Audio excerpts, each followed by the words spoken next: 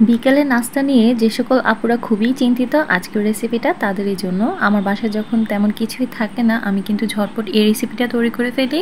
মাত্র একটি ঘরে থাকা উপকরণ দিয়ে ঝটপট তৈরি হয়ে যাবে মজাদার বিকালের নাস্তা। আর এই রেসিপিটির সাথে আমরা সবাই মোটামুটি পরিচিত। আমার আজকের রেসিপি হচ্ছে আটার দিয়ে গোলগোলা। তো চলুন দেখে নিই রেসিপিটি। এর জন্য প্রথমে আমি একটি মিক্সিং বোলের মধ্যে নিয়ে নিচ্ছি ইস্ট। এখানে আমি 1.5 চামচের মতো ইস্ট ব্যবহার করেছি। আর দিয়ে দিচ্ছি বড় 2 চামচ চিনি। তো চিনির পরিমাণটা আপনাদের টেস্ট মতন কিন্তু বাড়িয়ে দিতে পারেন। আর হাফ কাপ পানি দিয়ে এখানে হচ্ছে মিশিয়ে নিচ্ছি সবগুলো উপকরণ, খুব ভালো করে চামচের সাথে মিশিয়ে নিচ্ছি। ইস্টে যাতে দলা পাকিয়ে না যায়, ভালোভাবে একটু নেড়ে নিতে হবে। তারপর এটা চালনির মধ্যে নিয়ে নিচ্ছি 2 কাপ আটা। যেহেতু আজকের গোলগোলাটা আমি আটা দিয়ে তৈরি করব, তো আমি 2 কাপ পরিমাণ আটা একটু চেলে নিচ্ছি। তারপর দিয়ে দিচ্ছি পরিমাণ মতো লবণ। লবণ দেওয়ার পর আমি এখানে দিয়ে দিচ্ছি হচ্ছে বেকিং সোডা। আমি এখানে 1.5 টেবিল চামচের মতো বেকিং সোডা ব্যবহার করেছি। তারপর হাতের সাহায্যে সবগুলো উপকরণ ভালো করে মিশিয়ে নিব। খুবই নরম একটা ডো হবে, এতটা হার্ড কিন্তু হবে না, হাতে লেগে যাবে এরকমই হবে, কোনো সমস্যা নেই। এটাই হবে পারফেক্ট ডো, একদম পারফেক্ট গোলগোলা রেসিপিতে এরকমভাবে একটি নরম ডো তৈরি করতে হবে। তো আমি খুব ভালোভাবে কিন্তু সবগুলো উপকরণ মিশিয়ে নিয়েছি। আর 2 কাপ আটাতে আমি এখানে হাফ কাপের মতো পানি ব্যবহার করেছি। আপনারা কিন্তু আটার পরিমাণ বাড়ালে পানির পরিমাণটাও বাড়িয়ে নেবেন। তো এবার হচ্ছে আমার ডোটা রেডি হয়ে গেছে। আমি এটাকে রেস্টে রেখে দেব 1 ঘন্টার মতো। একটু গরম জায়গায় রাখার চেষ্টা করবেন।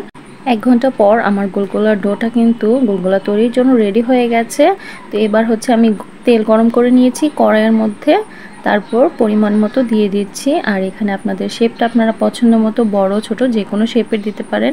আর যেহেতু এটার নামই গোলগোলা, গোল গোল শেপই দেওয়ার চেষ্টা করবেন। আর তেলে দেওয়ার সাথে সাথে তেলটা কিন্তু প্রচুর গরম থাকে, যেহেতু এটা অনেকটাই ফুলে যায়। তো একদম ফুলে বলের মতো ডাবল হয়ে গেছে। আমি এক পিঠ হয়ে যাওয়ার পর অন্য পিঠ উল্টে দিয়েছি। আর এটা একটু ডিপ ব্রাউন করে ভেজে নিতে হয়, তাহলে দেখতেও সুন্দর লাগে আর পারফেক্ট কুকও হয়। তো এই যে এভাবে করে কিন্তু খুব ঝটপট আমার গোলগোলাগুলো ভাজা হয়ে গেল। আর দেখতেই পাচ্ছেন কতটা টেস্টি লুক হয়েছে, আর কালারটা অনেক সুন্দর এসেছে, একদম হোটেলের মতো। তো এইভাবে করে আমি বাকিগুলো ভেজে নিয়েছি। আমার গোলগোলাগুলো সবগুলাই মোটামুটি রেডি হয়ে গেছে। আমি এবার এটাকে টিস্যু পেপারে তুলে নিয়েছি যাতে এক্সট্রা তেলটা চলে যায়। আর এখানে 2 কাপ আটায় আমার 8টা বড় সাইজের গোলগোলা হয়েছে আর একটা ছোট। তো পরিমাণটাও আপনারা দেখে নিলেন। আর খুবই পারফেক্ট হয়েছে, একদম ভেতর থেকে সফট আর ওপর থেকে ক্রিস্পি, আর খেতেও সুস্বাদু। আর বিকালের নাস্তায় ঝটপট কিছু করার জন্য এটাই কিন্তু বেস্ট একটা আইটেম। আপনারা অবশ্যই ট্রাই করবেন। ট্রাই করে কেমন লেগেছে আমাকে কিন্তু কমেন্টে জানাবেন। আমার আজকের রেসিপি ভালো লাগলে লাইক দিয়ে আমার চ্যানেলটা সাবস্ক্রাইব করে নেবেন। আল্লাহ হাফেজ।